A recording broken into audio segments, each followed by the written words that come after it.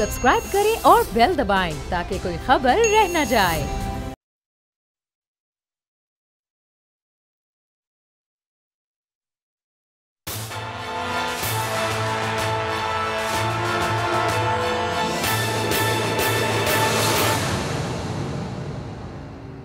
अस्सलामुअलैकुम। प्रोग्राम तज्ज़िया के साथ मैं हूं मुदस्सर इकबाल। नाज़रीन, आज पाकिस्तान की तारीख़ और पार्लिमानी तारीख़ का बड़ा एक अहम दिन था जब पार्लिमान में मुश्तरका इजलास से खिताब कर रहे थे तुर्क सदर रजब तैयब एर्दोगान। ऐसा लग रहा था कि पाकिस्तान के एक बड़े दरीना दोस्त, बड़े दरीना साथी पाकिस्तान के उन मामलात के हवाले से बात कर रहे हैं जिसमें ख़ास तौर पर सबसे पहले मसला कश्मीर है।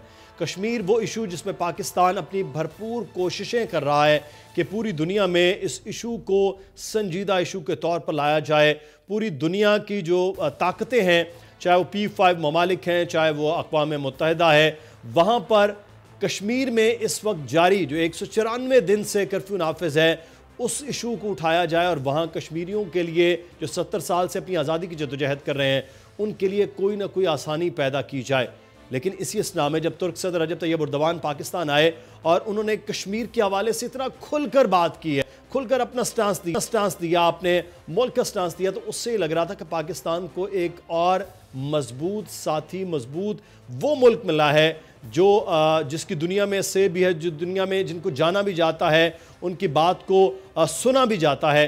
तो इससे एक अच्छी पाकिस्तान को कामयाबी आलमी फोरम पर कश्मीर के हवाले से मिलेगी। लेकिन दूसरा बड़ा एक अहम मामला कि पाकिस्तान और तुर्की के दरमियान ताल्लुकात तो शायद बहुत पुराने हैं पाकिस्तान बनने के साथ ही, और इस बरे सगीर के रहने वाले मुसलमान 100 साल से तुर्की के अंदर होने वाली एक तहरीक, खिलाफत मूवमेंट, मुख्तलिफ मामलात में बड़ा भरपूर साथ देते रहे हैं।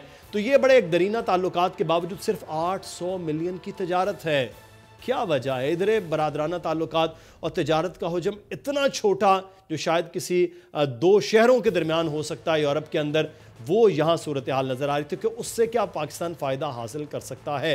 तुर्की के अंदर टूरिज़म, तुर्की के अंदर तालीम और सेहत का इंफ्रास्ट्रक्चर जिस तरह से बेहतर हुआ है, पाकिस्तान उससे क्या फ़ायदा हासिल कर सकता है। आज हम इस पर बात करेंगे क्योंकि तुर्क सदर इस वक्त उनकी मिनट रह गए, या आखिरी घंटा है जिसमें उनकी वापसी का भी अब पूरा स्केड्यूल है। हम बात करेंगे उनके इस दौरे से मुताल्लिक कि पाकिस्तान क्या गेन कर सकता है, पाकिस्तान क्या हासिल कर सकता है, और ये जो साथ है इससे पाकिस्तान को आलमी फोरम पर क्या मदद मिलेगी। हमारे साथ इस वक्त मौजूद हैं तस्नीम नौरानी साहब, साबिक सेक्रेटरी रहे हैं और सीनियर तज्ज़ियाकार हैं। बहुत शुक्रिया तस्नीम नौरानी साहब, सर आपके वक्त का। राना ताहिर साहब ने हमें ज्वाइन किया है, सीनियर सहाफ़ी हैं, तज्ज़ियाकार हैं। राना साहब आपका भी बहुत शुक्रिया।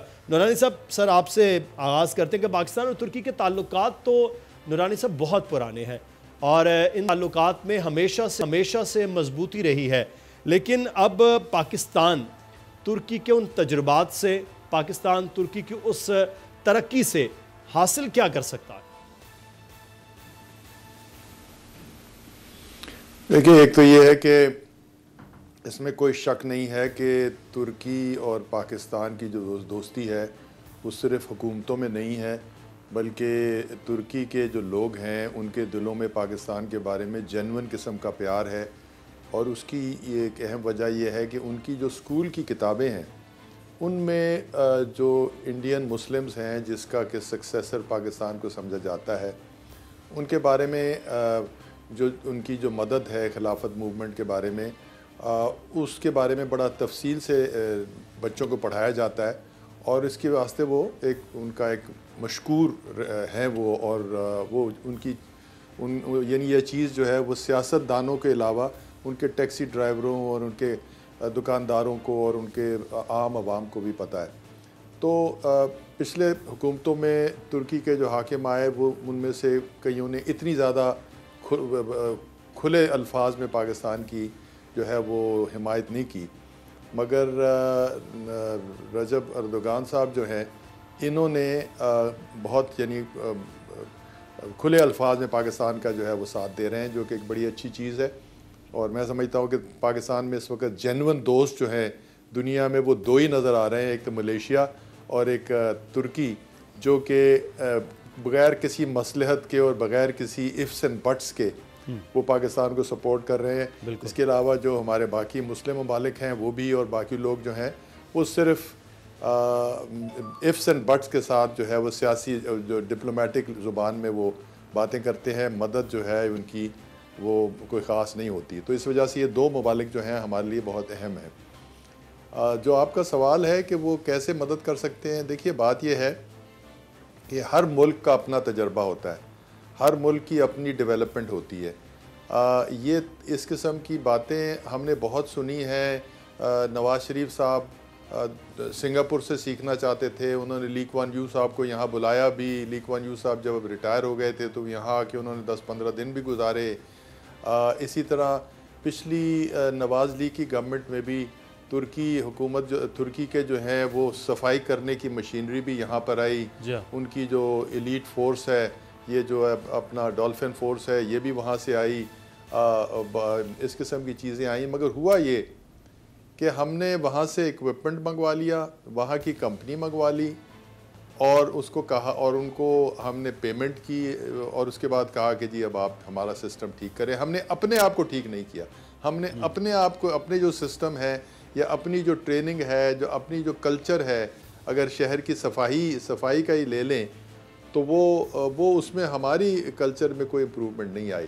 تو اس وجہ سے کسی اور ملک سے سیکھنے کے لیے آپ کو اپنی تعلیم کرنی پڑتی ہے، اپنا ڈسپلن پہلے کرنا پڑتا ہے، اپنی امپروومنٹ کرنی پڑتی ہے. اور اس میں سے اگر کوئی ایسی چیز ہو جس میں کہ امپروومنٹ کی ضرورت ہو، یا ایسی چیز ہو کوئی آئیڈیا نیا ہے اور آپ جو ہے وہ ایک خاص طریقے سے کام کر رہے ہیں، تو تب مدد مل سکتی ہے. یہ اس طرح کہنا کہ جی آپ نے ترقی کی تھی، چونکہ آپ وزیر اعظم جب بنے تھے تو ترکی کو آپ بہت آگے لے گئے، تو ہم اس سٹیج پہ ہیں جو عمران خان صاحب کہہ رہے تھے، تو ہم بھی آپ سے سیکھنا چاہتے ہیں. اس طرح وہ باتیں، اس طرح فائدہ ہوتا نہیں. بہرحال آپ یعنی کہنے کے لیے کہہ سکتے ہیں، بٹ میں سمجھتا ہوں کہ سیکھنے کے لیے آپ کو خود اپنے آپ کو پہلے درست کرنا پڑتا ہے. صحیح، بالکل ٹھیک ہے عمران صاحب. کہ یہ طریقہ کار کیا ہو سکتا ہے، کیونکہ آپ کامرس کے بھی وفاقی سیکرٹری رہے ہیں. ہم اس پہ بات کریں گے کہ ایک بہت بڑے وفد آیا ہے سرمایہ کاروں کا، ان کے لیے کیا پاکستان میں ہو سکتا ہے. رانا طاہر صاحب، ایک بڑا اہم معاملہ کشمیر کے حوالے سے، میں نے جیسے ابتدائی میں بات کی، پاکستان کو ایسے دوستوں کی عالمی فورمز پر ضرورت ہے جو کشمیر کے حوالے سے کھل کر پاکستان کے موقف کی نہ صرف تائید کریں بلکہ جو بھارت کے اندر ہو رہا ہے اس کی بھی مذمت کریں. تو آج ہمیں وہ ایسا نظر آ رہا تھا کہ جو موقف پاکستانی ریاست کا ہے وہی آج ترک صدر رجب طیب اردوان اپنی بات میں کر رہے تھے. اس کشمیر کے معاملے پر کتنی بڑی سپورٹ ہے آج کی تقریر اور ترکی کے موقف سے؟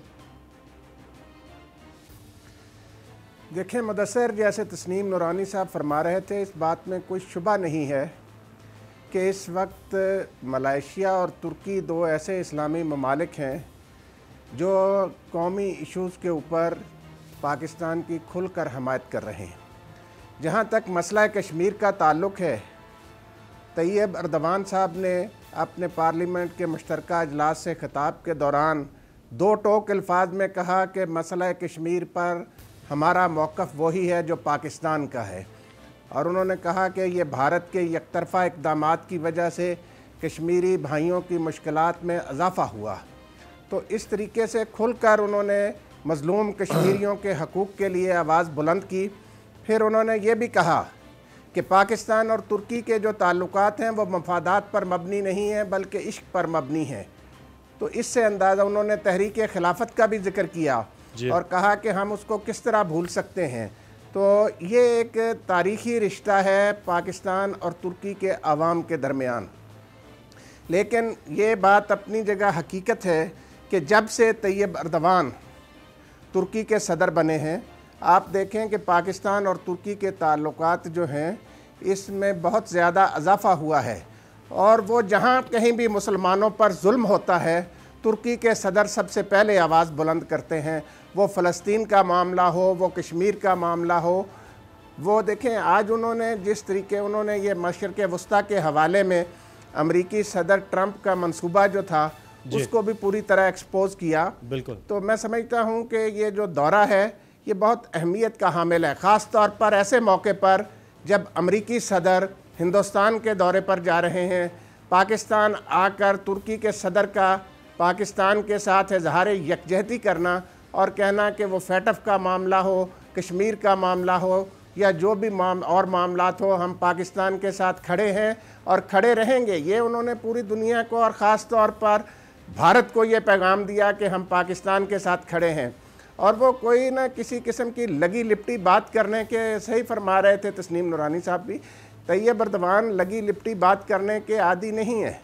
وہ جو بھی ان کا، آپ دیکھیں ہمارے دوسرا جو دوست ملک ہے ملائیشیا، اس کے وزیر اعظم ڈاکٹر مہاتیر محمد، ہندوستان نے کہا کہ ہم وہاں سے پام آئل نہیں لیں گے، انہوں نے کہا باہر میں جائے، سارا کچھ یہی، پیسہ نہیں ہوتا. تو یہ بلا شبہ یہ دو لیڈر جو ہیں اس وقت عالم اسلام کے صحیح نمائندہ بن کر ابھرے ہیں، اور پاکستان کے ساتھ ان دونوں کے تعلقات بہت ہی گہرے ہیں. تو آج ان تعلقات کے حوالے سے پاکستان پر جو پریشر، میں تسنیم نورانی صاحب سے وہ بات کر لے.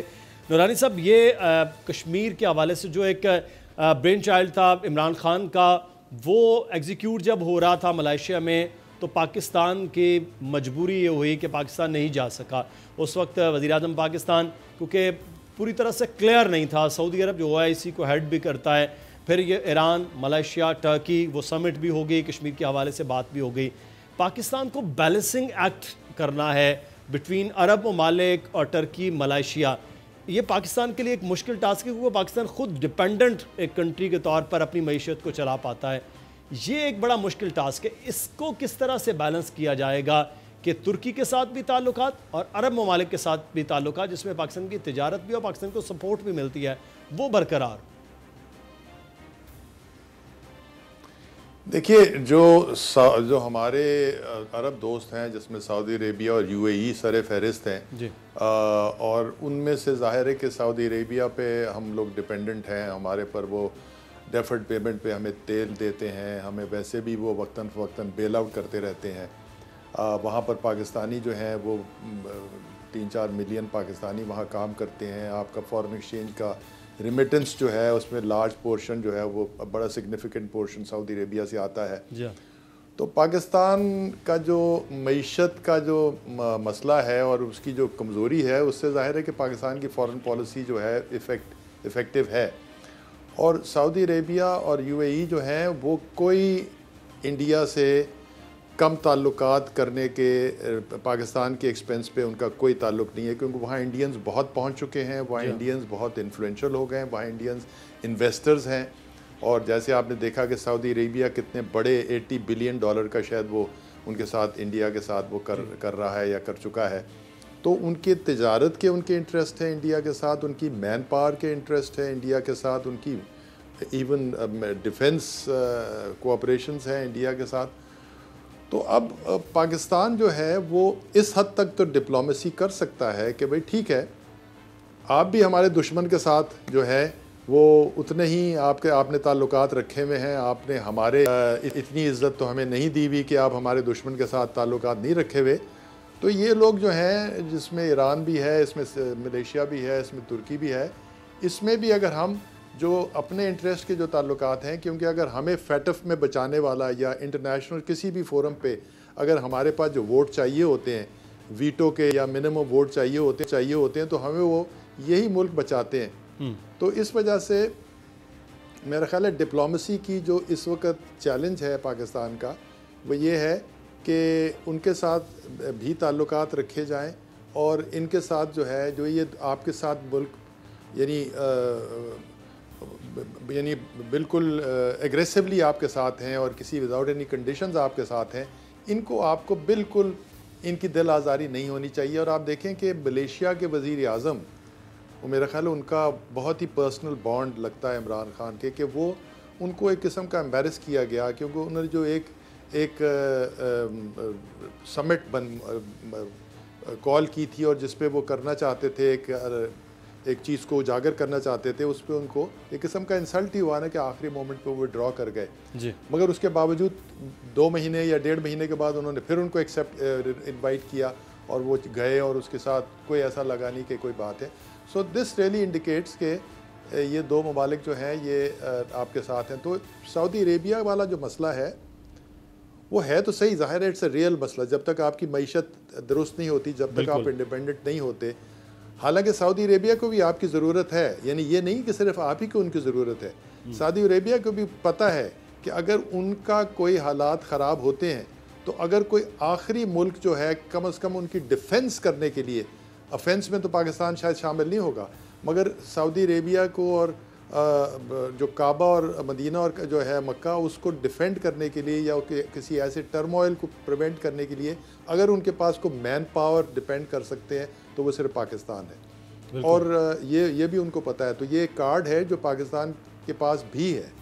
سو دیئرفور اٹس ناٹ کہ سعودی عربیہ جو ہے وہ اتنی آسانی سے پاکستان کے خلاف کوئی ایکشن لے سکتا ہے، تو مگر ایٹ دی انٹرنیشنل لیول آپ کو ایسے دوست چاہیے، آپ کو انڈیا کے جو شر سے بچانے کے لیے جو آپ کے ساتھ کھڑے ہوں اور ان کو دیکھا دیکھی دو چار اور بھی کھڑے ہوں جو ہمت کریں. اور بالکل ریجن کے اندر تو خاص طور پر ایسے دوستوں کی بڑی ضرورت ہے، کیونکہ جس طرح کا پورا ایک چینج آ رہا ہے ریجن میں، اس کے لیے بھی بہرحال بڑی ضرورت ہے. رانا طاہر صاحب، پاکستان جو ابھی تسنیم نورانی صاحب بات کر رہے تھے کہ اکنامکلی جب ہم ڈیپینڈنٹ ہوتے ہیں تو پھر ہمیں ضرورت ہوتی ہے ان لوگوں کی بات کی بھی یا ان لوگوں کے تحفظات کی بھی، جو ہم نے سعودی عرب کا دیکھا بھی کہ جو کوالالمپور سمٹ کے صورت میں نظر آیا.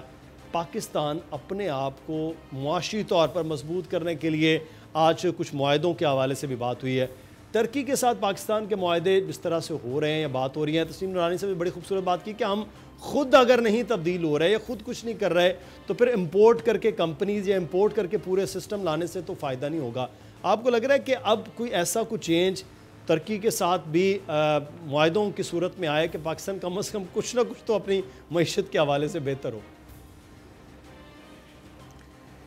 دیکھیں مدثر، بات یہ ہے کہ جہاں تک کوالالمپور سمٹ کا تعلق ہے، پاکستان کے نہ جانے کے باوجود ترکی کے صدر کا پاکستان آ کر پاکستان سے اظہار یکجہتی کرنا اور پاکستان کے دشمنوں کو ایک واضح پیغام دینا، اور ملائیشیا کے وزیر اعظم ڈاکٹر مہاتر محمد کا اس کے باوجود وزیر اعظم عمران خان کا پرتپاک استقبال کرنا اور وہاں ان کے ساتھ مختلف معاملات طے کرنا، اس سے اس بات کا اظہار ہوتا ہے کہ یہ دونوں ملک جو ہیں ترکی اور ملائیشیا، ان کے سربراہان جو ہیں وہ پاکستان کن وجوہات کی بنا پر اس سمٹ میں شریک نہیں ہوا تھا اس کو سمجھتے ہیں، اور انہوں نے اس کو کسی قسم کی یہ جو کچھ لوگ پروپیگنڈا کر رہے تھے کہ خدا نخواستہ پاکستان، ترکی اور ملائیشیا کے کوئی تعلقات متاثر ہوں گے. طیب اردوان نے یہاں پاکستان آ کر پارلیمنٹ کے مشترکہ اجلاس سے خطاب کر کے اور پاکستان کے ساتھ کھڑے ہونے کا اعلان کر کے یہ بتا دیا کہ پاکستان اور ترکی کے اور ملائیشیا کے تعلقات جو ہیں وہ اسی طرح گہرے ہیں جس طرح پہلے تھے. لیکن جو بات آپ نے معیشت کے حوالے سے کی ہے، دیکھیں اس میں کوئی شک نہیں کہ پاکستانی معیشت جو ہے اسے ابھی مستحکم ہونا ہے، اور اس کے لیے ہمیں بیرونی امداد کی بھی ضرورت پڑتی ہے، قرضے بھی لیتے ہیں. تو نورانی صاحب نے بالکل صحیح کہا کہ یہ پاکستان ایک 22 کروڑ مسلمانوں کا ایک ایٹمی ملک ہے، جو پوری امت مسلمہ میں واحد ایٹمی ملک ہے. اس کو نظر انداز کرنا کوئی اتنا آسان نہیں ہے کہ بھئی کوئی کہے کہ جی ہم پاکستان کو نظر انداز کر دیتے ہیں. لیکن ہمارے دوسرے دوست جو ہیں وہ جس طریقے سے ہندوستان کے ساتھ کھل کر بات نہیں کرتے مظلوم کشمیریوں کے حوالے سے، تو ہم بھی ان کے ساتھ کوئی تعلقات خراب تو نہیں کر رہے ہیں، لیکن ہمیں اس بات کا حق ہے کہ ہم جو لوگ ہمارے ساتھ کھڑے ہوتے ہیں ہم بھی ان کے ساتھ کھڑے ہوں. تو اس لیے یہ جو سفارت کاری ہے اس کی اہمیت اس میں بلا شبہ بہت زیادہ ہے. اور یہ عمران خان جب سے وزیر اعظم بنے ہیں، دیکھیں اس دورے سے اس بات کا اظہار ہوتا ہے کہ عمران خان پر دنیا اعتماد کرتی ہے کہ یہ بندہ ہمارے ساتھ کوئی جھوٹ نہیں بولتا، جو بات بھی ہوتی ہے صحیح طریقے سے کر دیتے ہیں. تو اس لیے جو ہمارے لیڈر کی کریڈیبلٹی ہے وہ بھی بڑی میٹر کرتی ہے.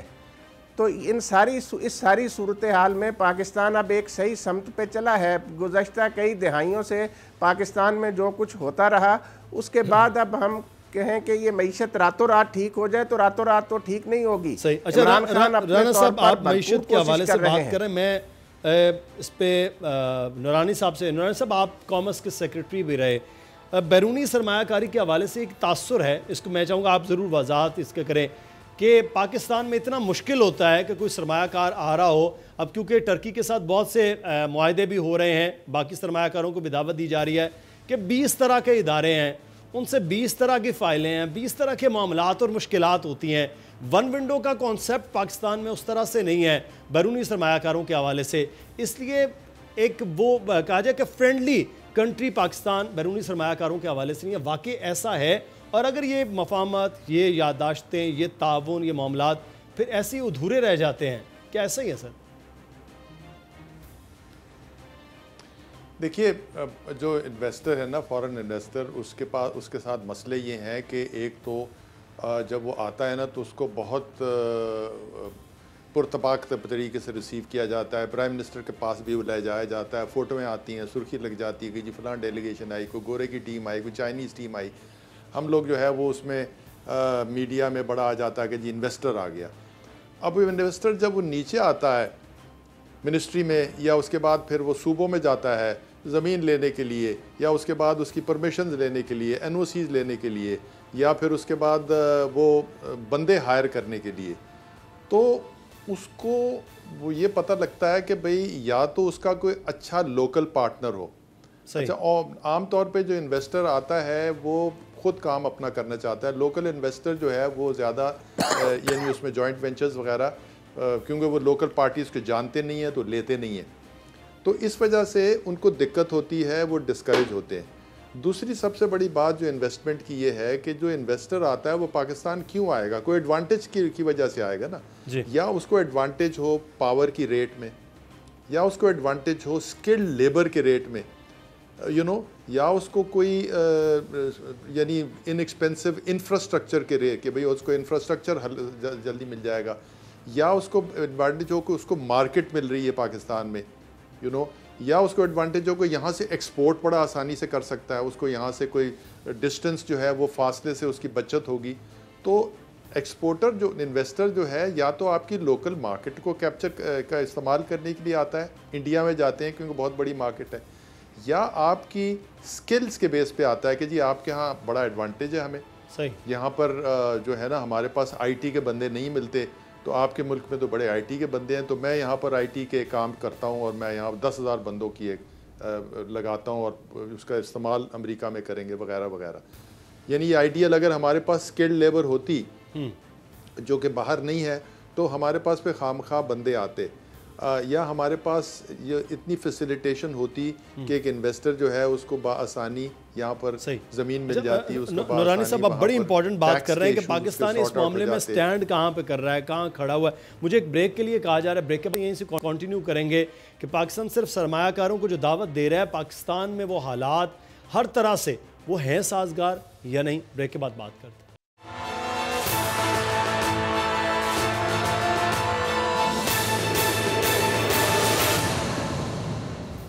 بریک کے بعد آپ کو خوش آمدید کہتے ہیں. ابھی چند لمحے پہلے ترک صدر رجب طیب اردوان جا چکے ہیں, واپسی کے لیے روانہ ہو گئے.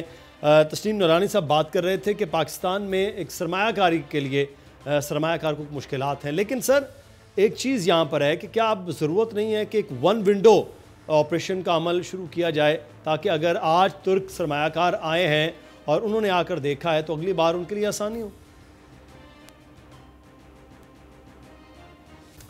دیکھیے, ون ونڈو آپریشن جو ہے نا یہ تو کئی سالوں سے اس کی خواہش ہو رہی ہے. جو آپ کا یہ جو اپنا انویسٹمنٹ بیورو ہے, جو پوری منسٹری ہے وہاں پر ایک منسٹر ہے وہاں پر اسلام آباد میں, ان کا کام ہی یہی ہے کہ وہ انویسٹر کو فیسیلیٹیٹ کرنا, انویسٹر کو یعنی ہینڈ ہولڈنگ کرنا, مگر وہ اس کا کوئی نتیجہ نکل نہیں رہا.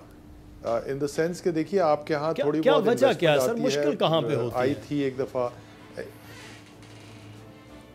دیکھیے جیسے میں نے عرض کی نا کہ انویسٹر کا اب جو ملک میں آتا ہے اس کو اپنی ایڈوانٹیج کیا ہے. مثلا ترکی انویسٹر اگر آئے گا تو وہ کسی ایسے پروڈکٹ کے لیے آئے گا جس میں پاکستان میں اس کی مارکیٹ ہو, تو وہ کسی اور پروڈکٹ کو ہٹا کے پاکستان کی مارکیٹ میں وہ مینوفیکچر کر کے وہ یہاں بیچے گا, تب اس کو فائدہ ہوگا. یا کوئی یہاں سے چیز پیدا کر کے وہ ترکی واپس بیچ سکے سستی, اور یا چائنا بیچ سکے یا کسی اور علاقے میں بیچ سکے. یا آئل ایکسپلوریشن کے لیے آئے گا کہ چلو آئل جو ہے یہاں ایکسپلوریشن کریں, آئل اینڈ منرل ایکسپلوریشن, اس قسم کی کسی چیز کے لیے آئے گا. تو مینوفیکچرنگ کے لیے آئے گا, سروس انڈسٹری کے لیے آئے گا. سپوزنگ اس نے کوئی اس کا جیسے میں نے بتایا آئی ٹی کا کام ہے یا ایسا کام ہے جس میں بہت مین پاور کی ضرورت ہے, وہ پاکستان آئے اور کہے کہ جی ہاں مین پاور بڑی اچھی ہے اور بڑی ہنرمند ہے, بڑا اس کا ویجز بڑی کم ہے, تو میں ادھر آ جاؤں.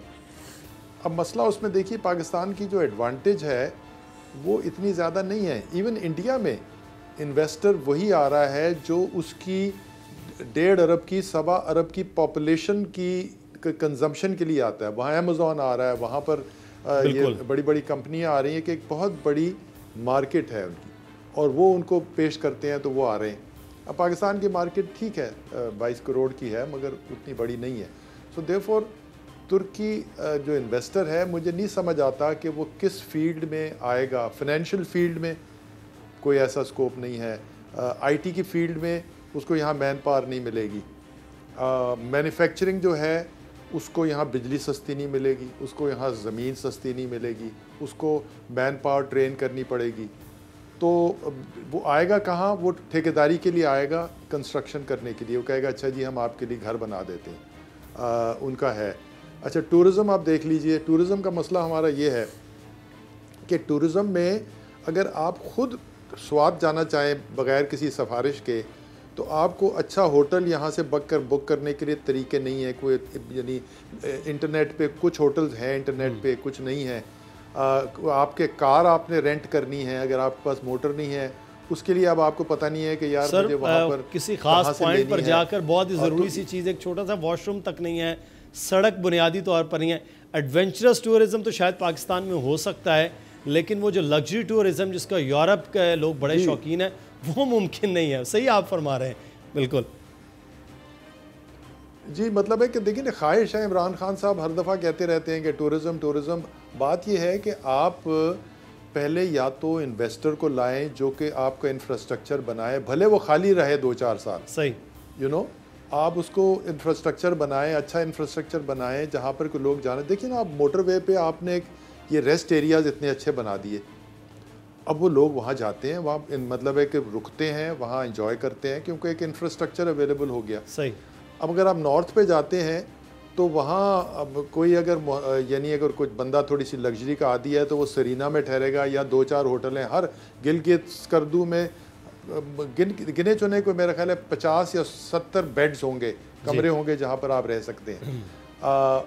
باقی آپ سندھ میں چلے جائیں, بہاولپور میں چلے جائیں یا ادھر چلے جائیں تو وہاں تو آپ کو سفارش چاہیے کہ جی میں نے ذرا سیر کرنے آنا ہے تو مجھے ذرا پتہ کریں کہ کہاں سے ملیں گے.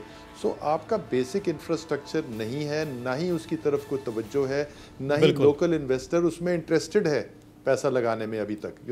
تو ان چیزوں کو تھوڑا توجہ دینے کی ضرورت ہے. اور جو ہم بات کر رہے ہیں کافی طویل اس پہ ہوئی کہ سرمایہ کاروں کے لیے آسانی اگر پیدا ہو جائے گی, جس کا جو کام ہے وہ کرے, تو پھر سرمایہ کاروں کا آنا اور اٹریکشن وہ زیادہ ہو سکتی ہے. میں آگے بھی چل رہا ہے, ایک بڑا اہم ٹاپک ہے, لیکن اس سے پہلے ایک بڑا معاملہ پاکستان اور ٹرکی کے درمیان. رانا طاہر صاحب, ایک چیز دونوں سربراہان بات کرتے ہیں جس کا بڑا عالم اسلام بھی فخر محسوس کرتی ہے, وہ اسلامو فوبیا کے حوالے سے ہے. جتنا کھل کر یہ دونوں ملک بات کر رہے ہوتے ہیں اسلامو فوبیا پہ, شاید باقی کسی سربراہان کی ہم زبان سے ایسی بات نہیں سن رہے ہوتے ہیں. آپ سمجھتے ہیں یہ جو موقف ہے اس کو خاص طور پر OIC میں عرب کنٹریز, کیونکہ عرب کنٹریز چاہتے ہیں کہ وہ لیڈ کریں جو بھی مذہب سے متعلق ہیں, مسلمانوں سے متعلق معاملات, آپ سمجھتے ہیں ان چیزوں کا جو پاکستان کے وزیر اعظم یا ترک صدر اٹھا رہے ہیں یہ اب پوری دنیا میں سنجیدہ موضوع سمجھا جائے گا, چاہے وہ توہین امیز خاکے بنانے والوں کے حوالے سے ہے یا مقدس ہستیوں کے حوالے سے, کس قسم کی بھی زبان استعمال ہوتی ہے؟ جی مدثر, دیکھیں بات یہ ہے کہ اسلام کے خلاف جو منفی پروپیگنڈا ویسٹ میں کچھ لوگوں نے شروع کیا وہ اس میں زیادہ شدت آئی ہے 9/11 کے واقعات کے بعد. تو اس کے بعد ہماری بدقسمتی سے مسلم امہ کی جو قیادت ہے اس نے بھرپور طریقے سے اس کا جواب نہیں دیا, دنیا کے سامنے تصویر کا صحیح رخ پیش نہیں کیا کہ یہ جو اسلام کے خلاف ایک بے بنیاد اور شرانگیز پروپیگنڈا کیا جا رہا ہے, اسلامو فوبیا کی بات کی جا رہی ہے, اس میں کوئی حقیقت نہیں ہے. میں سمجھتا ہوں کہ جس جرت اور دلیری سے وزیر اعظم عمران خان نے اقوام متحدہ کی جنرل اسمبلی سے اپنے خطاب کے دوران ویسٹ کو اس حوالے سے مخاطب کیا اور انہیں آئینہ دکھانے کی کوشش کی، اگر سارے مسلمان ممالک کے سربراہان اسی طریقے سے اسلام کے حوالے سے کھل کر بات کریں تو ویسٹ اس قسم کا پروپیگنڈا بند کر دے گا۔ اب آپ دیکھیں ترکی کے صدر کے علاوہ ملائیشیا کے وزیر اعظم ڈاکٹر مہاتیر محمد بھی اس سلسلے میں بہت دو ٹوک موقف رکھتے ہیں، اور وہ بھی ایک سچے مسلمان ہیں۔ مسئلہ یہ ہے کہ ہمارے اندر جو ہے اسلامی کانفرنس جو ہے اس کو فعال بنانے کی ضرورت ہے۔ یہ اس طرح فعال نہیں ہے جس طرح آج سے 4-5 دہائیاں پہلے یہ فعال ہوتی تھی۔ اس کو کس نے ایک بالکل جس کو آپ کہہ سکتے ہیں نا کہ سرد خانے میں پڑی ہے آپ کی اسلامی کانفرنس کی تنظیم جو ہے اس وقت۔ کوئی بھی مسلم ممالک کے ایشوز ہوتے ہیں اس پر ان کا کوئی واضح موقف سامنے نہیں آتا۔ تو وزیر اعظم عمران خان یہ کوشش کر رہے ہیں کہ اسلامی کانفرنس کی تنظیم جو ہے اسے بھی فعال بنایا جائے، لیکن یہ ویسٹ کو اس کا جو پروپیگنڈا ہے اسلام کے خلاف، میں سمجھتا ہوں کہ اور پھر یہ عمران خان کی بات مدثر ویسٹ میں سنی بھی جاتی ہے، صحیح لوگ جانتے ہیں، یہ ان کے انداز میں بات کرنا بھی جانتے ہیں۔ تو اب وقت گزرنے کے ساتھ ساتھ یہ جو اسلام کے اور مسلمانوں کے خلاف پروپیگنڈا کیا جا رہا ہے، اگر اسی طریقے سے دیگر ممالک کے سربراہان بھی سامنے آئیں گے تو اس کا بھی توڑ ہوگا۔ آپ دیکھیں مودی کا جو شرمناک چہرہ ہے، وہ جس طریقے سے دنیا کے سامنے بے نقاب کیا ہے پاکستان نے، اس سے اب دنیا کو یہ احساس ہو گیا ہے کہ یہ اسلام پر اور مسلمانوں پر جو حملے کیے جا رہے ہیں، مودی ایک دہشت گرد کے طور پر دنیا کے سامنے آیا ہے، اور اس کا کریڈٹ بہرحال وہاں کے مظلوم کشمیری عوام کو جاتا ہے جنہوں نے بڑی جرت سے 6 ماہ سے زائد عرصے سے کرفیو اور دیگر پابندیوں کا مقابلہ کیا۔ 194 دن سے ہے، لیکن سر 70 سال سے یہی کشمیری اپنی جدوجہد کے لیے وہ کھڑے ہوئے ہیں۔ ہمیں ایک بریک لینا ہے، بریک کے بعد واپس آئیں گے۔ ایک اور آج بڑی اہم خبر تھی، اور وزیر اعظم کے صحافیوں سے گفتگو میں جس میں انہوں نے مولانا فضل الرحمان پر آرٹیکل 6 کی بات کی ہے، ساتھ ہی ساتھ انہوں نے یہ کہا کہ فوج اس لیے میرے ساتھ کھڑی ہے کیونکہ میں کرپٹ نہیں۔ بریک لیتے ہیں، بریک کے بعد واپس آئیں گے، بات کریں گے وزیر اعظم کو ایسا کیوں کہنا پڑا۔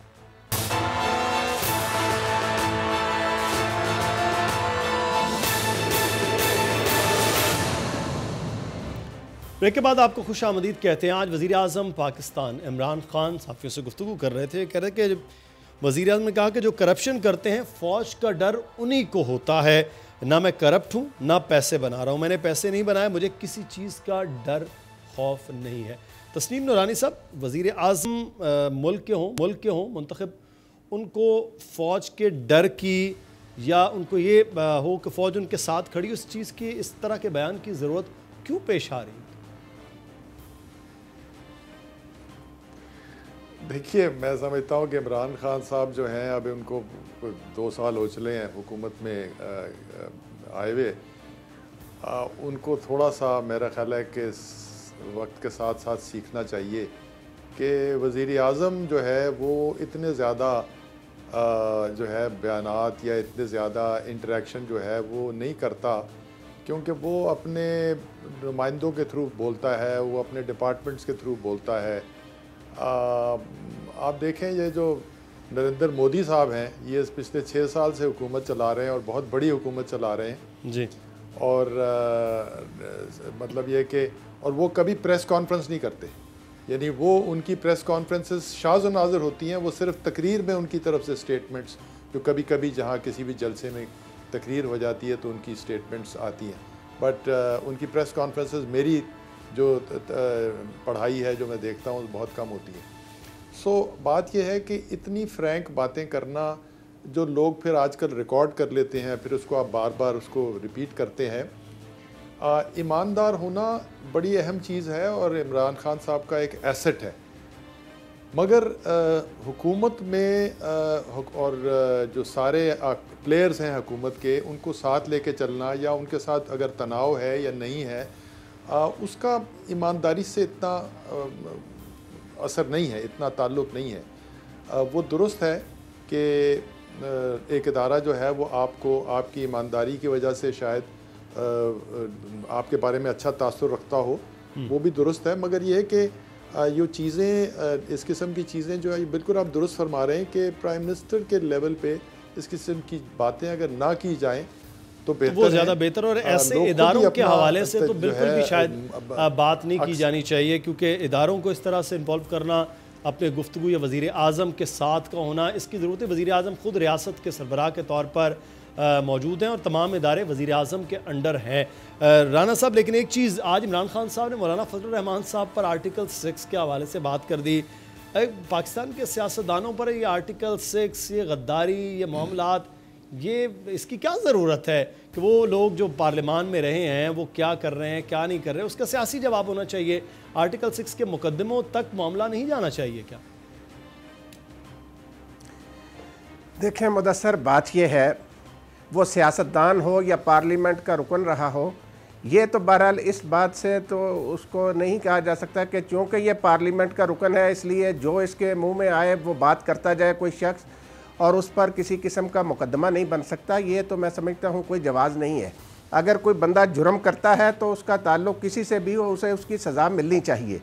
محترم مولانا فضل الرحمان صاحب کا جہاں تک تعلق ہے، آپ دیکھیں کہ گزشتہ تقریباً 2-2.5 سال سے جس قسم کی گفتگو مولانا جلسوں میں فرما رہے ہیں، وہ ایک سیاستدان کو ایسی گفتگو نہیں کرنی چاہیے۔ وہ وزیر اعظم کو چھوڑیں، وزیر اعظم کے خلاف سیاسی بیان دیتے ہیں، وہ تو پاکستان کی قومی سلامتی کے ضامن اداروں کے حوالے سے بھی جس قسم کی گفتگو کرتے ہیں، میں کہتا ہوں پاکستان کا آئین اس کی اجازت نہیں دیتا۔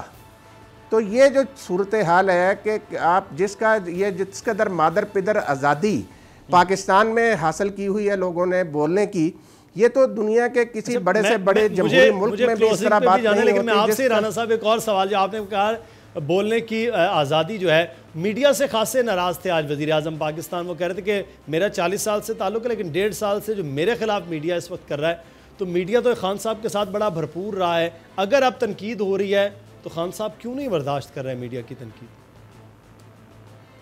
دیکھیں خان صاحب نے مدثر میڈیا کو کیا کہا ہے؟ میڈیا کی تنقید کے یہ اگر میڈیا کہتا ہے کہ ان کا حق ہے خان صاحب پر تنقید کرنا، تو اگر خان صاحب نے میڈیا پر تنقید کر دی تو اس میں کون سی ایسی بات ہے؟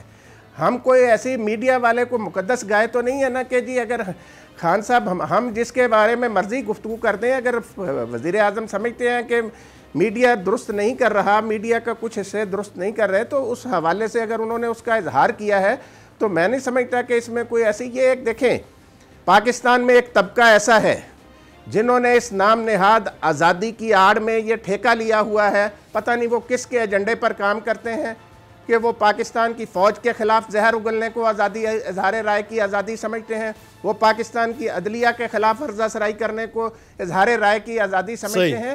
یہ دنیا میں کہیں نہیں ہوتا جو آزادی کے نام پر یہاں پہ کھیل کھیلنے کی کوشش کرتے ہیں بعض عناصر۔ کیا پابندیاں ہیں پاکستان میں میڈیا پر؟ جو ہوتا ہے آپ دیکھیں شام کو جس کا جو دل کرتا ہے بولتا ہے، کون روک رہا کسی کو؟ لیکن جو بھی کوئی بھی ملک، آپ مودی ظلم کے پہاڑ ڈھا رہا ہے نا وہاں پر انڈیا میں، مقبوضہ کشمیر میں مسلمانوں پر پورے ہندوستان میں مظالم ڈھائے جا رہے ہیں، وہاں کا میڈیا جو ہے وہ کیا اپنا کس طریقے سے ان مظالم کے کوئی صحیح رخ پیش کر رہا ہے؟ صحیح، تو یہ اب دیکھنا یہ کہ وزیر اعظم کی ناراضی کا کیا معاملہ ہوتا ہے میڈیا کے حوالے سے، اور میڈیا کے کچھ سیگمنٹس کے حوالے سے آج ہم بات کرتے ہیں۔ بہت شکریہ رانا طاہر صاحب، سینئر تجزیہ کار صحافی ہمارے ساتھ موجود تھے۔ بہت شکریہ آپ کا سینئر تجزیہ کار ہمارے ساتھ موجود تھے تسنیم نورانی صاحب۔ پروگرام سے مدثر اقبال کو اجازت دیجیے، اللہ حافظ۔